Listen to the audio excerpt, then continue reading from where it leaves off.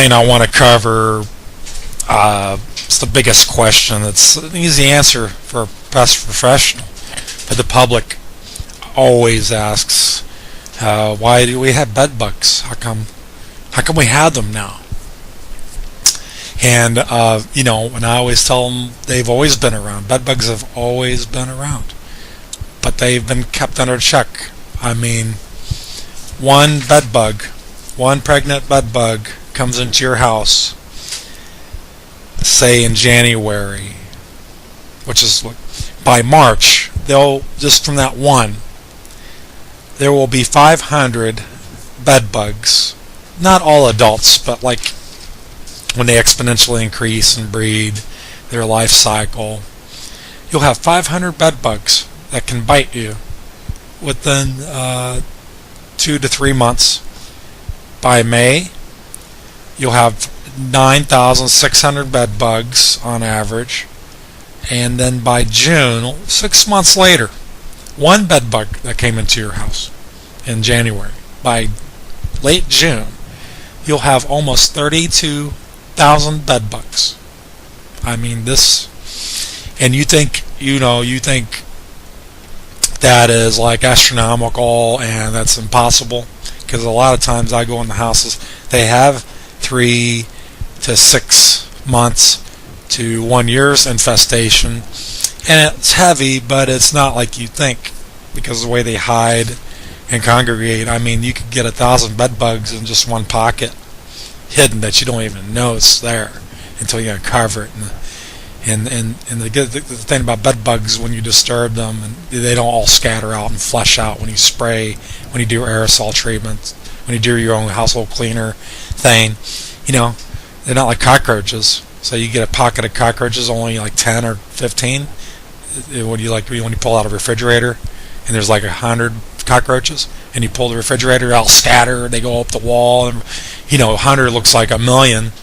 But with bed bugs, they're so tiny, a fraction of molecule sized compared to a cockroach. They don't scatter, they don't run everywhere. So 1,000 in one little area, you're not going to really notice it until you really uncover it. So, but 32,000 bed bugs can come from one bed bug that hitched a ride into your home. By the time they surface, you'll have probably hundreds. You'll have about 500 bed bugs by the time you start noticing them running around. By the time you catch one or two, you'll probably have 500. It's pretty average. Think about the size of them, where they congregate, and how they replicate. Then when they spread from just one, we'll go to another room and do the same process. So you'll see one room is heavily infested, and then another room you just see one or two. But doesn't mean that it's now the question is, why? Okay, and then the second question really is, where do they come from? Where do they come from? We're talking millions of years ago. They I guess they could find out they come from caves.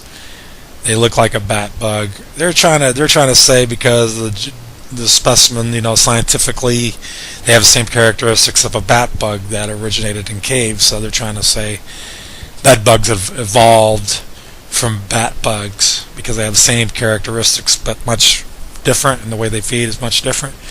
But I think it's just another species of a parasite. It just happens to look like a bat bug. I can go over, it's like countless. Every picture you can just go over a countless amount of material. But what I want to get to is, why do we have bed bugs resurgence? How can we have a resurgence of bed bugs here in the United States? Not so much in the Midwest, other than the hotspot travel, international, the hotspot for industry like Cincinnati, Ohio, Chicago, and then in the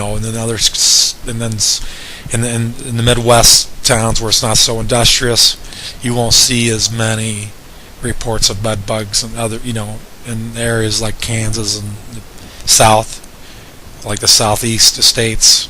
But then, like in the northeast coast, why? Because it's the international travel, and we've always had bed bugs in this situation. But back in the day, when they invented pesticides, it just worked for everything.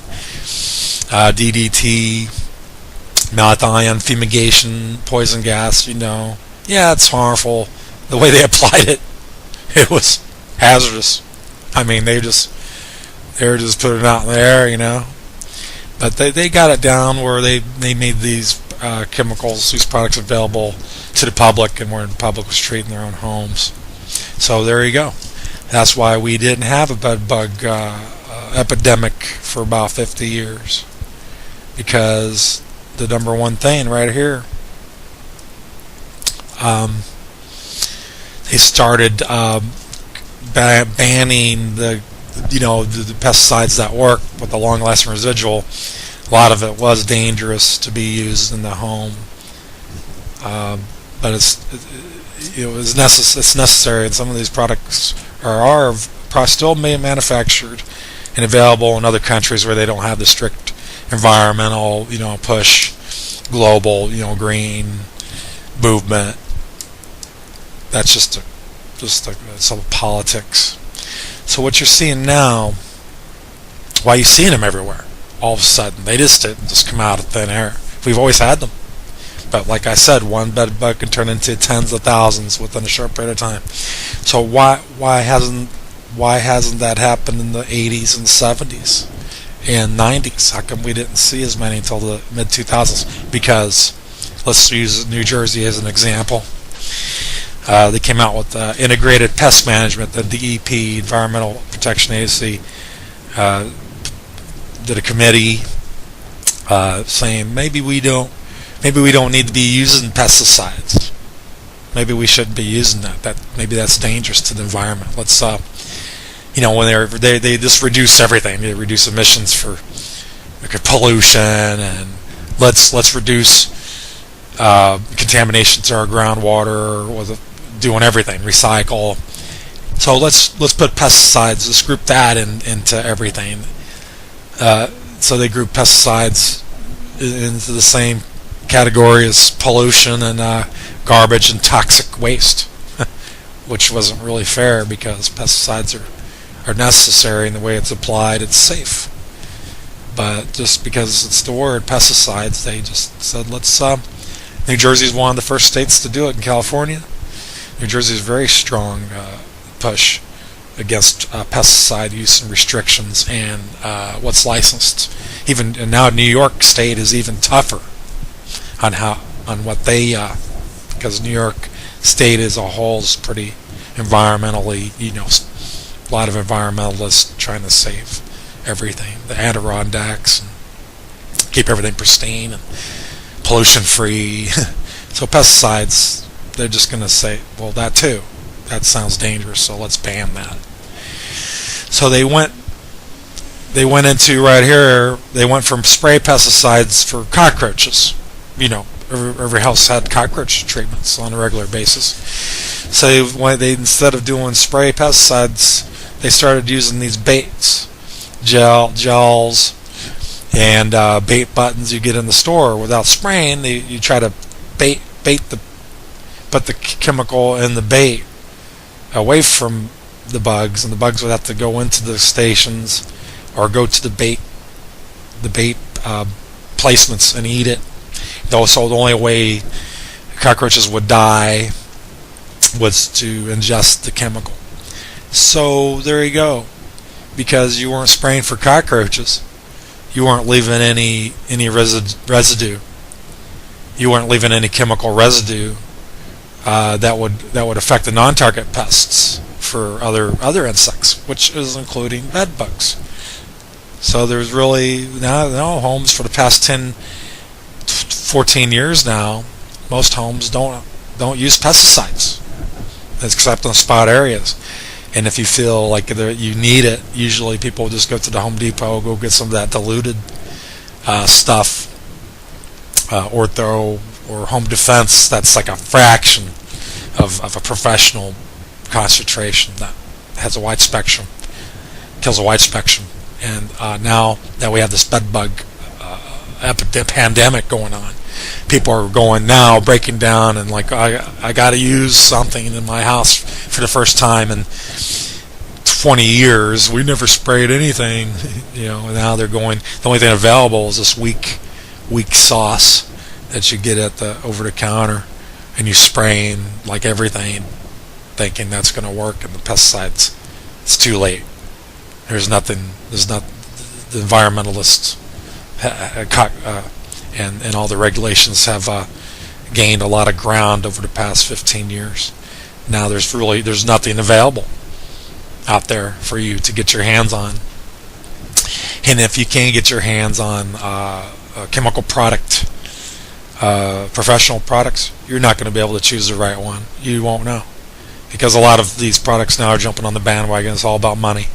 So all these high, good residual products that work for cockroaches and ants and sprays for spiders and stink bugs and stuff like that aren't strong enough by themselves to use for bed bugs. It just doesn't work. It's ineffective. So now they're trying to say the bed bugs have a resistance to chemicals. No, they have a resistance to, it's just nobody knows. Nobody's trained on how to kill bed bugs and use the right formulation and concentration and mixture and the treatment methods, because for the past 15 years there was hands were tied and they didn't train the pest control technicians to do a thorough treatment.